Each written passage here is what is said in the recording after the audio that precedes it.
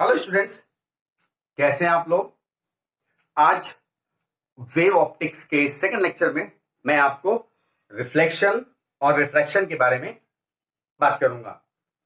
जैसा कि मैंने पिछले लेक्चर में आपको बताया था कि न्यूटन्स कॉर्पस्कुलर थ्योरी के बेसिस पर रिफ्लेक्शन को प्रूव किया गया। ठीक उसी तरीके से हाइगेंस थ्योरी से भी रिफ्लेक्शन और रिफ्रैक्शन, इंटरफेरेंस, डिफ्रैक्शन एटसेट्रा को प्रूव किया गया। तो आज मैं हाइगेंस वेव थ्योरी के बेसिस पर रिफ्लेक्शन को पहले प्रूव करने जा रहा हूं। Reflection on the basis of wave theory, right students. ये z डैश एक प्लेन शाइनिंग स्मूथ सरफेस है, राइट। अब आगे का प्रोसीजर बताऊं उससे पहले रिफ्लेक्शन प्रूव करना है। रिफ्लेक्शन में क्या होता है, लॉज ऑफ रिफ्लेक्शन कैसे प्रूव करेंगे, तो उससे पहले रिफ्लेक्शन के लॉज मालूम होने चाहिए। दो लॉज हैं।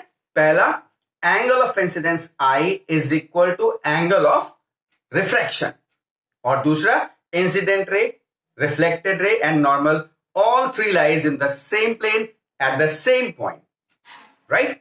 तो मैंने क्या किया कि मैंने ये एक plane smooth shining surface consider किया है। इसके ऊपर एक वेव फ्रंट प्लेन, स्फेरिकल नहीं है, सिलेंड्रिकल नहीं है, this is plane wave front AB, जो कि तिरछा आ करके स्ट्राइक करने जा रहा है। मैंने इस वेव फ्रंट AB को पहले यहां दिखाया है और ये वेव फ्रंट आगे जा रहा, एरो से दिखाई दे रहा है। मान लीजिए कुछ डिस्टेंस चलने के बाद ये वेव फ्रंट AB यहां भी पहुंच जाता है, इस जगह, ठीक है। अच्छा, इससे पहले एक काम करिएगा, वीडियो को पॉज करिए, फट से पेन पेंसिल या कॉपी लेकर के आइए और जो स्टेटमेंट बोल रहा हूं वो नोट कर लीजिएगा, क्योंकि स्टेटमेंट आपको लिखना पड़ेगा। मैं मैथमेटिकल पार्ट यहां पे करूंगा, स्टेटमेंट आप खुद से करेंगे, वीडियो को पॉज करके या समझ करके। एक बार फिर से बता रहा हूं, एक वेव फ्रंट AB ऑब्लिकली इस shining plane reflecting surface ZZ dash पर फॉल कर रहा है, right. The time when point A of the wavefront strikes the surface, B remains in the air. Yes, clear है। आप देखिए, ये वेव फ्रंट AB है, दोनों एयर में पॉइंट है। ये जा करके जब यहां पहुंचता है तो A पॉइंट तो ZZ डैश को टच कर रहा है, लेकिन B कहां है, एयर में, राइट। अब क्या होगा, after striking with surface ZZ dash at point A, this will be reflected back, और रिफ्लेक्ट होकर के कहां जाएगा, ये सीधे चला जाएगा, राइट। लेकिन जो पॉइंट B एयर में था वो उसी डायरेक्शन में जा रहा है, वो रिफ्लेक्ट नहीं हो रहा है, राइट। यानी वेव फ्रंट यहां आया और A तो टच कर गया, स्ट्राइक कर गया, और यहां से रिफ्लेक्ट हो गया, लेकिन B, ये रिफ्लेक्ट हो गया, लेकिन पॉइंट B आगे बढ़ रहा है और जा करके T टाइम में पॉइंट B डैश से, ZZ डैश सरफेस के पॉइंट B डैश से स्ट्राइक करता है, राइट। मीडियम एक ही है, स्पीड क्या है, V। यहां पर वेव स्पीड क्या है, वेव स्पीड इज V, कोई डाउट नहीं। तो इसका मतलब वेव फ्रंट के A और B दोनों पॉइंट्स की स्पीड सेम होगी, क्योंकि दोनों एक ही मीडियम में ट्रेवल कर रहे हैं, ठीक है, यानी V स्पीड से। तो अब आप देखिए, B पॉइंट T टाइम में B डैश पे पहुंच जाता है, तो B dash distance, B dash क्या होगा, B dash is equal to VT, yes है नो। ये distance B dash is equal to distance is equal to velocity into time, velocity V है, टाइम T है, राइट, VT।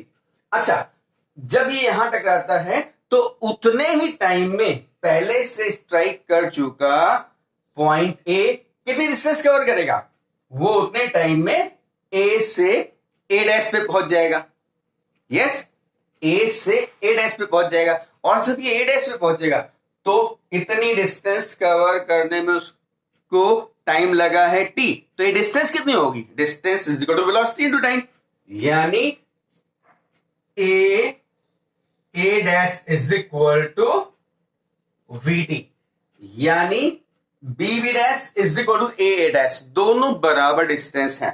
अच्छा, angle B और angle A 90 degree है क्योंकि ये plane wave front है, राइट। ठीक, अब क्या करना है, मुझे रिफ्लेक्शन यहां पे दिखाना है, लॉज ऑफ रिफ्लेक्शन प्रूव करने हैं। तो देखिए यहां तक कोई डाउट नहीं है, ठीक है। आप इस डायग्राम में चेक करिए, ये नॉर्मल है तो ये एंगल ऑफ इंसिडेंस आई होगा, यस, यानी ए, ये एंगल जो है, this angle will be what, i, और ठीक डायग्राम में ये एंगल भी आई के बराबर होगा, यानी बी ए बी डैश, ये भी आई है, राइट। अब देखिए आपका ये एंगल ऑफ रिफ्लेक्शन है, तो angle A dash B dash A भी एंगल ऑफ रिफ्लेक्शन यानी आर के बराबर होगा, ठीक है स्टूडेंट्स। एक क्वेश्चन आपके मन में आ सकता है कि ये आई है और ये रिफ्लेक्टेड, ये इसके ऊपर नॉर्मल है, यानी ये एंगल 90 डिग्री है, तो ये आई कैसे हुआ, जैसे मैंने ये आई और ये आई दिखाया है, तो आप देखिए ये नॉर्मल है 90 डिग्री, और वैसे ही इसके ऊपर ये नॉर्मल है, ये वेव फ्रंट ए भी है, ए बी, ये भी 90 डिग्री है। अब आप देखिए इस 90 में ये कॉमन है और इस 90 में क्या है, इस 90 में ये कॉमन है, यानी एक 90 इसमें ये आई और इसमें ये आई, इसका मतलब ये एंगल इसके बराबर हो गया ना, नहीं समझे, ये वाला एंगल इस वाले एंगल के बराबर हो गया, और जब ये इसके बराबर हो गया तो ये एंगल इसके बराबर होगा, यानी ये आई है तो ये भी आई होगा। फिर से देखिए डायग्राम में, ये 90 डिग्री है और ये 90 डिग्री है, ये दोनों में कॉमन है तो ये दोनों आपस में बराबर हो गए, तो ठीक इसी तरीके से इस 90 और इस 90 में ये कॉमन है तो ये आई है तो ये भी आई होगा, यस, ध्यान रखिएगा इस बात को, ठीक है स्टूडेंट्स। अब आप देखिए ये आई है तो ये आई है, ये आर है तो ये आर है। अब देखिए क्या प्रूव करना है, लॉज ऑफ रिफ्लेक्शन में पहला लॉ है angle I is equal to angle R. देखते हैं, in triangle A B B dash and triangle A dash B dash, A B B dash and A dash B dash, इसकी बात करते हैं। देखिएगा आप देखिए angle B is equal to angle A dash and is equal to angle B is equal to angle A is equal to 90 degree, right. दूसरा देखिए A B dash is equal to A B dash, that is common side, दोनों triangle की common side A B dash है, तो A B dash is equal to A B dash दोनों triangle में हो गया ना, राइट। अब इसके बाद कहते हैं कि A dash is equal to B B dash is equal to B T, और तीन चीजें बराबर हैं, इसका मतलब and therefore triangle A B B dash is congruent to triangle A dash B dash, right. दोनों ट्रायंगल कॉन्ग्रुएंट हो गए, और जब दो ट्रायंगल्स कॉन्ग्रुएंट हैं तो इसका मतलब therefore angle B A B dash is equal to angle A dash B dash A, और ये क्या है BAB dash यानी एंगल I, और A dash B dash A dash is equal to angle R. That is angle of incidence is equal to angle of refraction. और ये laws of reflection prove हो गया. बाकी incident ray, reflected ray and normal, ये लिखने के बाद लिख देगा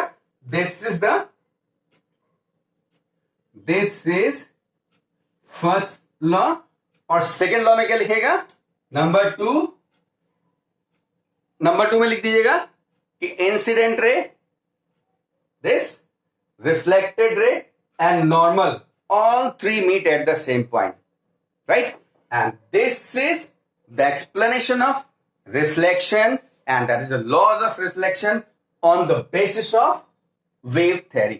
इसका मतलब ये हुआ स्टूडेंट्स कि जब आपको वेव थ्योरी के बेसिस पे रिफ्लेक्शन प्रूव करना है तो angle I is equal to angle R आपको दिखाना होगा. और ये समझ में आ गया ना, कोई प्रॉब्लम नहीं. Wave front, incident, reflected. ए स्ट्राइक कर गया, बी एयर में है, दोनों आगे बढ़ेंगे, बी एयर में चलेगा उसी डायरेक्शन में, जबकि ए रिफ्लेक्ट होकर के आगे चला जाएगा. बाकी ट्राइंगल यहां पे बन गया है, दोनों ट्राइंगल को कंपेयर देखा गया है, दोनों कॉन्ग्रेट आ रहे हैं, जिससे हमने दिखाया angle I is equal to R. And second incident ray is incident ray, reflected ray and normal. Number two incident ray, reflected ray and normal are at the same point. ठीक है, और ये दोनों लॉज हो गए. तो students video को pause करिए और तुरंत नोट करिए. इसके बाद मैं आपको लॉ ऑफ रिफ्रैक्शन यानी रिफ्रैक्शन बताऊंगा वेव थ्योरी के बेसिस पे. कोई डाउट हो आप बार बार इसको देखिएगा, नहीं तो आप क्वेश्चन पूछिएगा, मैं आपको बताऊंगा. Right, you ask the question. Okay, pause the video and note it. Students अब क्या कर रहा हूं मैं अब आपको बताने जा रहा हूं रिफ्रैक्शन. पहले रिफ्लेक्शन था, now it is refraction. Refraction on the basis of wave theory. देखिए स्टूडेंट्स, आपको ये एक रिफ्रैक्शन बताना है, तो रिफ्रैक्शन में क्या प्रूव करना होगा, आपको रिफ्रैक्शन में प्रूव करना पड़ेगा Snell's law, that is sine I by sine R is equal to constant. Clear, sine I by sine R is equal to constant, मुझे ये प्रूव करना है. बाकी incident ray, refracted ray and normal सब एक ही point पे मिल रहे हैं, उसमें कोई प्रॉब्लम नहीं है. तो मेन पॉइंट है sine I by sine R is equal to constant.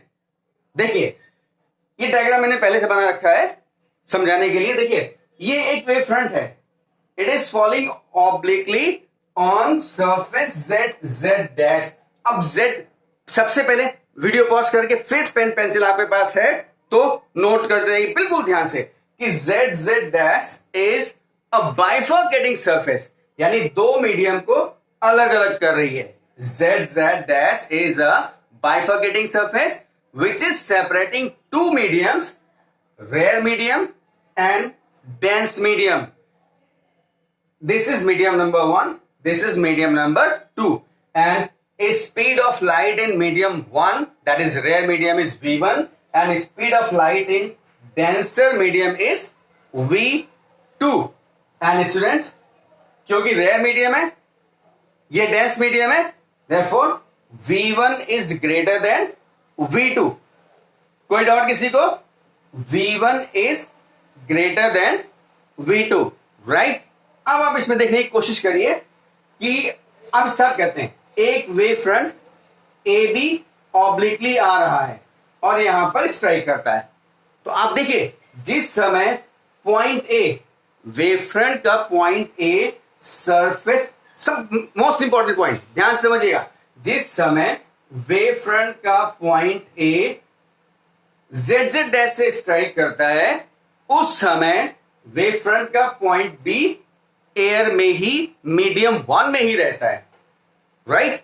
अब देखिए क्या होगा इसके बाद, ये क्योंकि ये रिफ्लेक्टिंग सरफेस तो है नहीं, रिफ्लेक्शन वाले केस में रिफ्लेक्टिंग सरफेस थी, ये रिफ्रैक्टिंग सरफेस है, तो अब ये दूसरे मीडियम में चला जाएगा, this will go in other medium.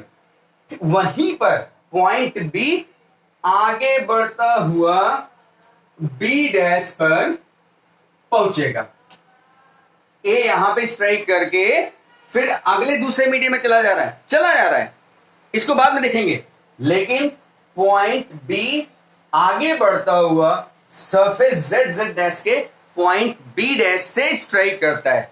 Right students, अब आपका ये बी बी डैश हो गया, ठीक है।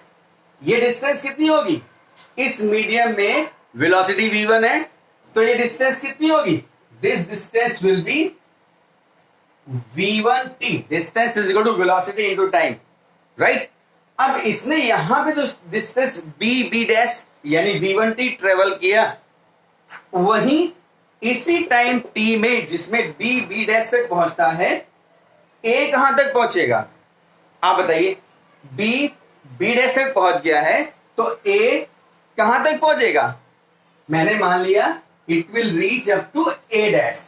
अब आप मुझे बताइए कि इस मीडियम में ट्रेवल डिस्टेंस v1t है, यानी b b dash is equal to v1t, तो a a डैश क्या हो जाएगा, दिस विल बी v2t, होगा नहीं होगा, distance is equal to velocity into time, यानी v2t। इसमें कोई डाउट नहीं किसी को, थोड़ा सा डाउट हो रहा है स्टूडेंट्स, क्या, देखिए ये डिस्टेंस तो आपको ज्यादा दिखाई दे रही है, लेकिन ये डिस्टेंस कम दिखाई दे रही है, क्यों, अरे ये हमारा कैसा मीडियम है, रेयर मीडियम है, और यहां की वेलोसिटी ज्यादा है, तो टी टाइम में यहां पर ज्यादा डिस्टेंस, जितनी डिस्टेंस ट्रेवल कर रहा है उससे कम डिस्टेंस ट्रेवल होगी डेंस मीडियम में, ठीक है, क्योंकि नीचे का मीडियम कौन सा है, डेंस मीडियम, और डेंस मीडियम में ट्रेवल डिस्टेंस लेस होती है as compare to rare medium. तो लाइट तो हमारी वही है, वेव हमारी वही है, रेयर मीडियम में बीबी डैश यानी v1t डिस्टेंस कर रही है, तो उतने टाइम में दूसरे मीडियम में ये कम डिस्टेंस कवर करेगी, और इसीलिए डिस्टेंस आपको कम दिखाई दे रही है। राइट, अब आप देखिए जैसे पिछले डायग्राम में ये हमारा आई था, तो ये एंगल भी तो आई होगा, और ठीक उसी तरीके से आपका ये एंगल आर है, तो ये एंगल भी आर हो जाएगा।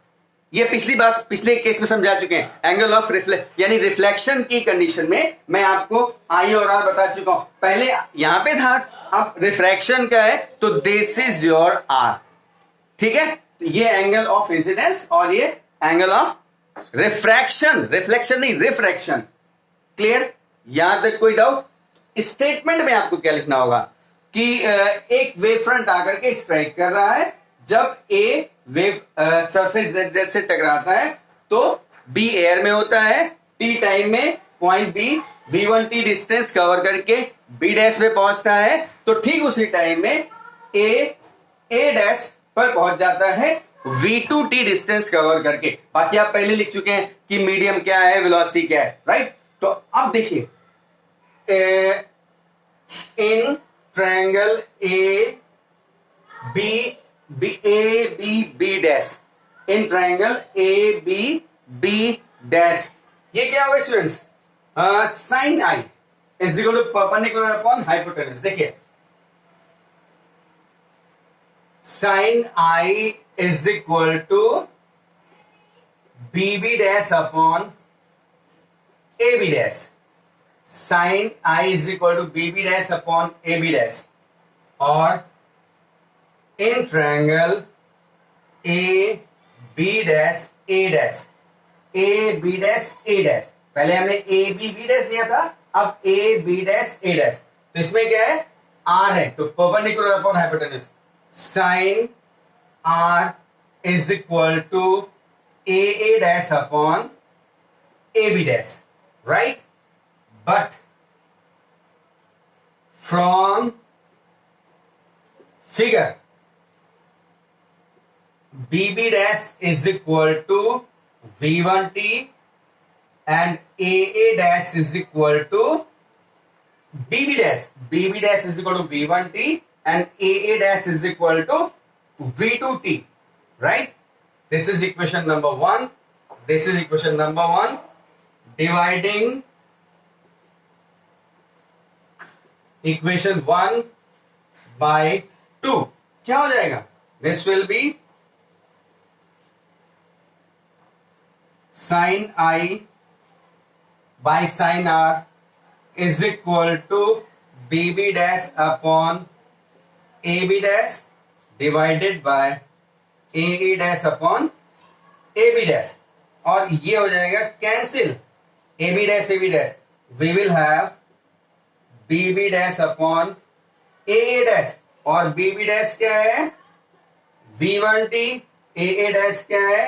V2T. T कैंसिल हो गया. T कैंसिल हो गया. तो इसका मतलब sin I by sin R is equal to V1 upon V2.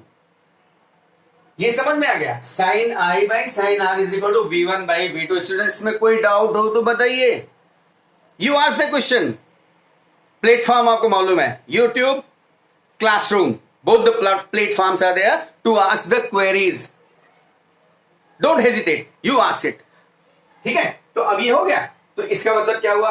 V1 speed है, V2 स्पीड है, एंड दैट इज कांस्टेंट. तो पहला sin I by sin R is equal to constant. और ये क्या है? ये स्नेल्स लॉ है ना. तो ये पहला हो गया और ये फर्स्ट हो गया. This is first law. और इसके बाद सेकेंड स्टेटमेंट क्या लिखेंगे कि incident ray, refracted ray and normal all the meet at the same point. Clear? Incident ray, refracted ray and normal all meet at the same point in the same plane. Right?